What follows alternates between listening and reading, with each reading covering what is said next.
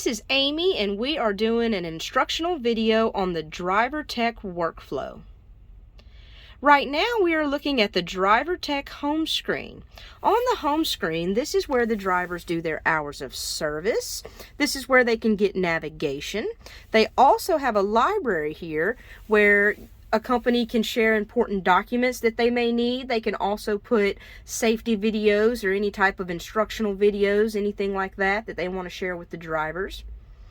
Our main focus right now, though, is going to be right here, under the mail. This is where they will go to get their workflow, their dispatch, the information they need for their actual load, and is where they will go to do their arrivals and their departures. When the dispatcher sends a load to the driver, it will chime and let them know they have a new load.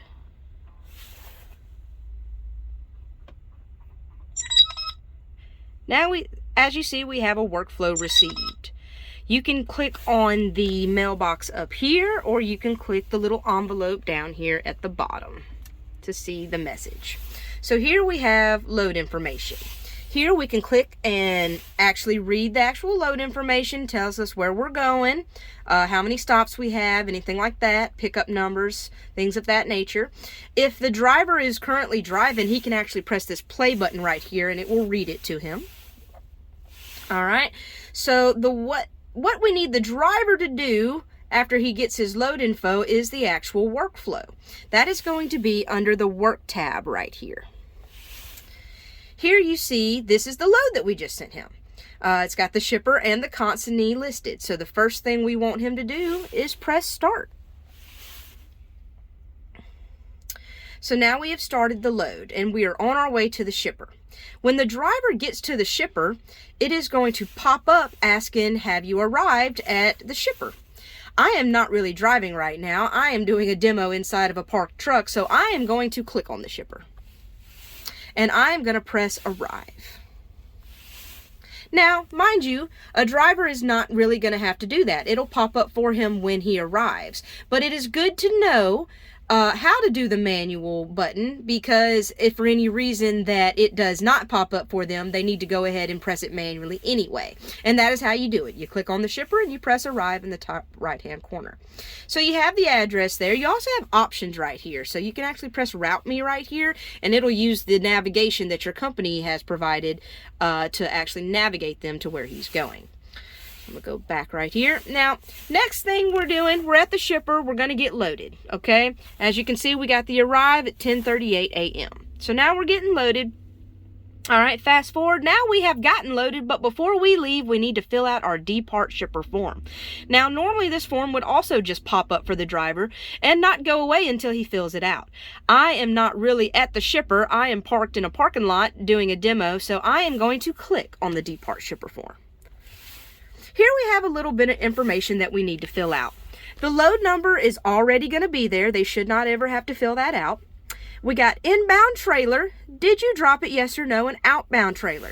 Those three questions are the most important questions on the form. If you are live loading your trailer, you're going to write the same trailer twice. So you'll have an inbound trailer, did you drop it? No. Outbound trailer will be the same trailer. If you are dropping hooking, then you want to put the inbound trailer as what you're bringing in. Did you drop it? Yes. And outbound trailer will be what you are driving out.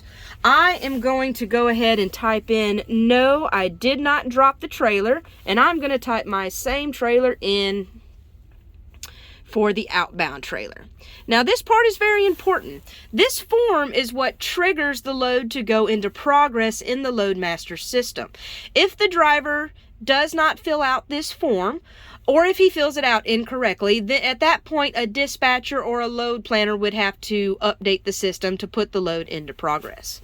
Now, like I said, these three questions right here are the most important. These other questions down here at the bottom is up to your company if it is going to be important questions or not, and whether or not you will require the driver to fill it out. And let's be honest, if there's too many questions on there, drivers are not going to fill it out. They just don't have the time to constantly fill out that type of stuff. But we got bill of lading. number of pieces, weight, did the driver load. Then it's got some questions in here related to reefer trailers. Obviously, if you're not hauling a reefer trailer, those questions do not pertain to you. So a lot of, can I make it on time, stuff like that. So some drivers are going to fill out every single box. Some drivers, they are not. All right, so I'm going to go ahead and press complete and send this form in. So now we got the green check for arrive. We got the green check for depart shipper form. At this point, a driver would just drive away. He doesn't have to do anything else.